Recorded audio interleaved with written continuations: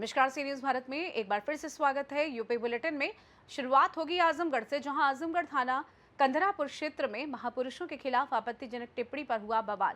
साथ ही बात होगी बांदा की, जहां पर सपा सांसद लालजी सुमन के आवास में करणी सेना द्वारा किए गए पथराव के मामले में समाजवादी पार्टी के कार्यकर्ताओं ने बांदा में राष्ट्रपति के नाम सौंपा ज्ञापन। ऐसी तमाम खबरों पर करेंगे विस्तार से चर्चा।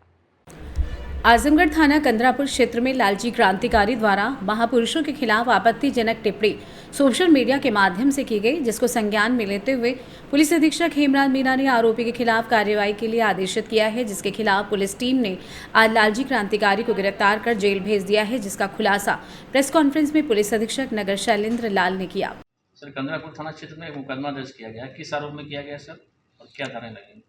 महापुरुषों के विरुद्ध आपत्तिजनक टिप्पणी करने के विषय में लालजी क्रांतिकारी इनके विरुद्ध मुकदमा पंजीकृत किया गया है। अंतर्गत धारा 353 2 और 67 IT एक्ट के पुलिस टीम शीघ्र इनको गिरफ्तार करी और उनके विरुद्ध वैधानिक कार्रवाई करेगी। आजमगढ़ से सी न्यूज संवाददाता CB भास्कर की रिपोर्ट। आजमगढ़ थाना जीयनपुर क्षेत्र के रोड के किनारे एक युवक का शव संदिग्ध हालात में पाया गया और पास में बाइक भी गिरी पड़ी पाई गई। क्षेत्रीय लोगों की सूचना पर तत्काल पुलिस मौके पर पहुंच गई और शव की पहचान भी कुछ ही देर में हो गई। पहचान के बाद युवक के परिजनों ने अपने पुत्र की हत्या की आशंका जताई, जिस पर संज्ञान लेते हुए पुलिस अधीक्षक हेमराज मीणा ने शव को पोस्टमार्टम हेतु भेजकर घटना की जांच में पुलिस टीम लगा दी, जिसका खुलासा आज प्रेस कॉन्फ्रेंस के माध्यम से स्वयं पुलिस अधीक्षक हेमराज मीणा ने किया। देखिए, आज सुबह जीयनपुर थाना क्षेत्र में रोड के किनारे एक मोटरसाइकिल और उसके पास में एक युवक मृत अवस्था में पाए गए हैं और प्रथम दृष्टया देखने से लग रहा है कि एक्सीडेंट है, लेकिन कुछ लोगों का और परिवारजनों का कहना है कि किसी के द्वारा इनके ऊपर हमला किया गया है। इसमें थाना प्रभारी जीयनपुर के द्वारा घटनास्थल पर डेड बॉडी है उनको पोस्टमार्टम के लिए भिजवा दिया गया है और इसमें पोस्टमार्टम की कार्रवाई की जा रही है और जो भी पोस्टमार्टम में जो भी चीज़ें आएंगी उसी के आधार पर इसमें आगे की जो विधिक कार्रवाई की जाएगी। घर वालों से जो प्रार्थना पत्र है वो ले लिया गया है, उसकी जांच करके और इसमें अग्रिम विधिक कार्रवाई की जाएगी। सर, प्रथम दृष्टया इस पूरे मामले में कई एंगल से देखा जा रहा है। कुछ लोग इंसिडेंट और मर्डर की बातें कर रहे हैं। सर, तो वो प्रॉपर्टी डीलर था क्या? पहले की इस तरीके की कोई इनपुट थी क्या किसी भी बात की? जो युवक हैं उनके ऊपर पहले मुकदमे पंजीकृत रहे हैं और जेल भी गए हैं वो, तो इन सभी चीज़ों की जांच की जा रही है। पोस्टमार्टम रिपोर्ट के आधार पर जो पता चलेगा कि जो कॉज ऑफ डेथ क्या है, उसी के आधार पर हम लोग आगे की जो कार्रवाई करेंगे। आजमगढ़ से सी न्यूज संवाददाता CB भास्कर की रिपोर्ट। सपा सांसद लालजी सुमन के आवास में करणी सेना द्वारा किए गए पथराव का मामला आया सामने। समाजवादी पार्टी के कार्यकर्ताओं ने बांदा में राष्ट्रपति के नाम सौंपा ज्ञापन। प्रदर्शनकारियों के खिलाफ हो कार्रवाई व सांसद लालजी सुमन की सुरक्षा बढ़ाए जाने की मांग। सपा विधायक, पूर्व सांसद समेत एक सैकड़े से अधिक समाजवादी पार्टी के कार्यकर्ता पहुंचे कलेक्ट्रेट परिसर। आइए जानते इस विषय में महासचिव सपा विशंभर निषाद और जिला अध्यक्ष सपा बांदा मधुसूदन कुशवाहा का क्या कुछ कहना था।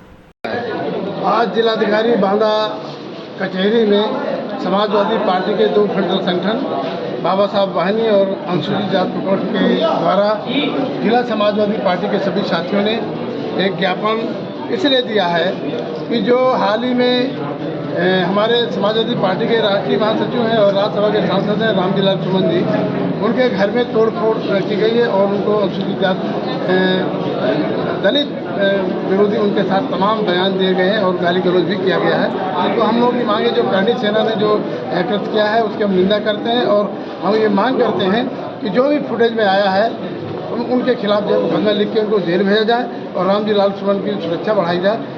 इसलिए हम लोग यहाँ पे आए हैं क्योंकि आज पूरे इस घटना को लेकर के पूरे देश का दलित समाज और ख़ास तौर पर जो है कमज़ोर वर्ग के लोग, गरीब गुरबा लोग जो है भयभीत हैं कि करणी सेना एक तरह से भय दिखाने का काम कर रही है, जो कि संविधान विरोधी है। हमें लगता है कि बाबा साहब का संविधान खत्म करके फिर से जो है वो मनु संविधान लाना चाहते हैं, इसलिए ये घटनाएँ हो रही हैं। किसकी वजह? समाजवादी पार्टी के फ्रंटल संगठन बाबा साहब अम्बेडकर वाहिनी और अनुसूचित प्रकोष्ठ के जो है जिलाध्यक्ष द्वारा ये ज्ञापन दिया गया है। अभी हाल ही के दिनों में हमारे राज्यसभा सांसद रामजी लाल सुमन जो दलित हैं जो है, उनके बयान को लेकर के जो है आगरा में उनके आवास पर करणी सेना के कुछ गुंडों ने जो है जिस तरह से नंगा नाच किया है, वहाँ तोड़फोड़ की है जो है, जबकि उस दिन उत्तर प्रदेश के मुख्यमंत्री उसी आगरा में मौजूद थे और इसके बावजूद पुलिस जो है उन गुंडों को रोक नहीं पाई। उन्होंने सांसद जी के आवास में जाकर के अभद्रता की, तोड़फोड़ की, गाली गलौज की जो है। इसके लिए हम समाजवादी पार्टी के लोग माननीय अखिलेश यादव जी के नेतृत्व में ये मांग करते हैं महामहिम राष्ट्रपति महोदया से कि ऐसे गुंडों को तो गिरफ्तार किया ही किया जाए, बल्कि उत्तर प्रदेश की जो सरकार है, जो दलित विरोधी सरकार है, उनके ऊपर भी अंकुश लगाया जाए। उत्तर प्रदेश में कानून व्यवस्था पूरी तरह से ध्वस्त हो चुकी है। उत्तर प्रदेश की सरकार गुंडों को संभाल नहीं पा रही है और चूंकि ये सांसद दलित है, इसलिए करणी सेना को बड़ा गुस्सा आ रहा है। जबकि हाल ही में आप लोगों ने दिखाया था एक वीडियो जिसमें एक विधायक जो है, ब्राह्मण जो है, और उन्होंने ठाकुर जो है विधायक के ऊपर जो है जूते 7 सेकंड में 7 जूते मारे थे। तब ये करणी सेना कहाँ गई थी? आज दलित सांसद है तो इसलिए जो है उनके घर को तोड़फोड़ करेंगे, उनकी महिलाओं के साथ अभद्रता करेंगे। इसलिए समाजवादी पार्टी महामहिम से मांग करती है और उत्तर प्रदेश की सरकार को भी ये बताना चाहती है कि समाजवादी पार्टी दलितों के हित में, पीड़ितों के हित में पीडीए के साथ खड़ी है और आगे भी लड़ाई लड़ती रहेगी। इसलिए इसी को लेकर के हमारे फ्रंटल संगठनों ने ये ज्ञापन दिया है महामहिम राष्ट्रपति महोदया को कि जल्द ही इनकी गिरफ्तारी की जाए और माननीय सांसद जी की सुरक्षा व्यवस्था बढ़ाए। बांदा से सी न्यूज संवाददाता कासिद अली सिद्दीकी की रिपोर्ट। हापुड़ की कलेक्ट्रेट से एंटी करप्शन विभाग की टीम ने शनिवार को रिश्वतखोर चकबंदी लेखपाल को रंगे हाथों दबोच लिया। चकबंदी लेखपाल को एंटी करप्शन टीम ने 10,000 रुपए की रिश्वत लेते रंगे हाथों दबोच लिया। इसके बाद उसे हापुड़ के गढ़ रोड पर स्थित सीएससी लाया गया। बीपी बढ़ने के कारण लेखपाल को सीएससी में भर्ती कराया गया है। मामले की जांच जारी है। जानकारी के अनुसार चकबंदी लेखपाल नरेंद्र कुमार गौड़ निवासी थाना बाबूगढ़ क्षेत्र के गांव सिकंदरपुर काकोड़ी वंश चौधरी से रिश्वत मांग रहा था। इसके पश्चात पीड़ित ने मामले की शिकायत एंटी करप्शन विभाग की टीम ने आरोपी लेखपाल को पकड़ने के लिए जाल बिछाया और शनिवार को उसे 10,000 की रिश्वत लेते कलेक्ट्रेट से दबोच लिया। इसके पश्चात एंटी करप्शन टीम को देख उसका बीपी बढ़ गया और हापुड़ के गढ़ रोड पर स्थित सरकारी अस्पताल लेकर पहुंचे। इस दौरान लेखपाल काफी घबराया हुआ था। मुंह छिपाने के लिए उसने अपने मुंह पर हाथ रखा हुआ था। बताया जा रहा है कि लेखपाल काफी घबराया हुआ था, जिसके चलते उसे अस्पताल में भर्ती कराया गया है। मामले की जाँच जारी है। जानते हैं पीड़ित वंश चौधरी का क्या कुछ कहना था। क्या नाम है आपका? मेरा नाम वंश चौधरी है। कहाँ के निवासी हो? मैं हापुड़ का रहने वाला हूँ जी। आज एक लेखपाल द्वारा रिश्वत लेने का मामला सामने आया है, क्या है पूरा मामला? ककोड़ी का मामला है। सिकंदरपुर ककोड़ी का रहने वाला हूँ मैं। मेरा नाम वंश चौधरी है जी। करीब 2.5 महीने पहले हमने इनके पास कंप्लेंट करी थी कि भाई हमारे चाचा ख़त्म हो गए हैं, उनकी जितनी भी ज़मीन है हमारे 3 भाइयों के नाम पे आनी चाहिए। इनके पास 3 महीने से रिकॉर्ड है हमारा। इनकी फाइलों में जो एंटी करप्शन टीम ने जांच पड़ताल किया, जिन्हें रंगे हाथ पकड़ा गया है। 10,000 रुपये इनके हाथ में पकड़े गए हैं। इन्होंने 10,000 रुपये मेरे से रिश्वत ली थी। उसके बावजूद भी ये मेरी तरफ घूर घूर के देख रहे थे। उसके बाद इन्होंने एक्शन करा। इनके ऊपर मुकदमा दर्ज हो रहा है और करीब 2.5 महीने से इनके ऊपर फाइल है हमारी। इन्होंने कोई एक्शन नहीं लिया उस पर, इसलिए आज इन्हें थाने लेके आया गया। एंटी करप्शन टीम मेरठ से हमने कंप्लेंट करी, उन्होंने एक्शन लिया। हापुड़ से सी न्यूज संवाददाता सचिन सागर की रिपोर्ट। रमज़ान के आखिरी जुमातुल विदा के मौके पर शाह हातिम हलीम मस्जिद में कुरान सुनने वाले हुफ़ाज़-ए-इकराम का सम्मान समारोह आयोजित किया गया। इस दौरान विभिन्न सामाजिक कार्यों में योगदान देने वाले लोगों को champion of society and humanity award से सम्मानित किया गया। कार्यक्रम की अध्यक्षता मुनव्वर साहब ने की, जबकि मुख्य अतिथि के रूप में मौलाना अब्दुल मोइद और मौलाना बिलाल कासमी मौजूद रहे। विशिष्ट अतिथि कारी मोहम्मद नूरानी और मौलाना सादिम कासमी थे। कार्यक्रम की शुरुआत हाफिज़ अयाज वारसी और कारी फुरकान ने कुरान तिलावत से की, वहीं कारी नोमन ने नात शरीफ पढ़ी। अतिथियों ने एकता और अमन चैन के महत्व पर प्रकाश डाला। मौलाना सादिक कासमी ने कहा कि हाफिज़ कुरान दुनिया का सबसे अमीर इंसान है और कुरान की तालीम को इंसानियत की राह दिखाने वाला बताया। इस अवसर पर लगभग 50 हुफ़ाज़ को ट्रॉफी और सर्टिफिकेट से सम्मानित किया गया। साथ ही अमन और शांति के क्षेत्र में काम करने वाले 10 समाज सेवियों को भी सम्मानित किया गया। कार्यक्रम का संचालन मौलाना रिहान फलाही ने किया और डॉक्टर इफ्तिकार अहमद ने कुरान के आयतों पर रोशनी डाली। इन नूरानी महफिल को लोगों ने सराहा और समाज में ऐसी गतिविधियों की आवश्यकता पर बल दिया। सभी मसलकों के एक ही मंच पर आने से एकता और भाईचारे का संदेश फैलाने का प्रयास किया गया।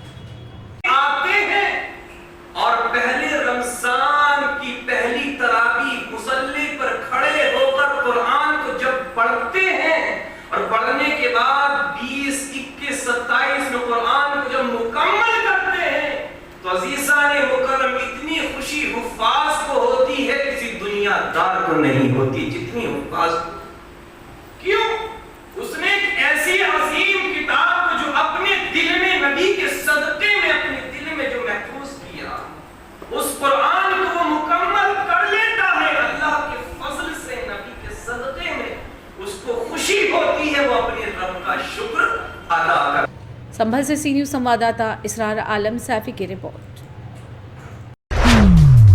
सुल्तानपुर में भारतीय जनता पार्टी के विधायक एवं पूर्व मंत्री विनोद सिंह ने योगी सरकार के 8 वर्ष पूरे होने के अवसर पर भाजपा जिलाध्यक्ष सुशील त्रिपाठी के साथ संयुक्त पत्रकार वार्ता की। इस दौरान उन्होंने कर्नाटक की कांग्रेस सरकार पर मुस्लिम आरक्षण को लेकर जमकर हमला बोला।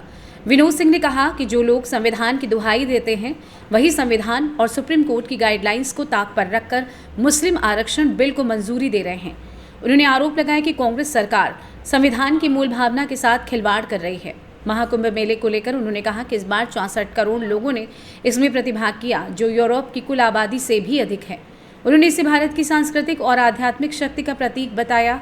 हालांकि जब उनसे 1 लाख के नामी अपराधी की गिरफ्तारी को लेकर सवाल किया गया तो उन्होंने इस चुप्पी साध ली। इसके बजाय उन्होंने योगी सरकार के 8 वर्ष पूर्ण होने के उपलक्ष्य में भाजपा द्वारा बनाए जा रहे पखवाड़ा सप्ताह की जानकारी दी। भाजपा नेता ने इस दौरान सरकार की विभिन्न योजनाओं और विकास कार्यों को जनता तक पहुंचाने के लिए कार्यकर्ताओं से अपील भी की।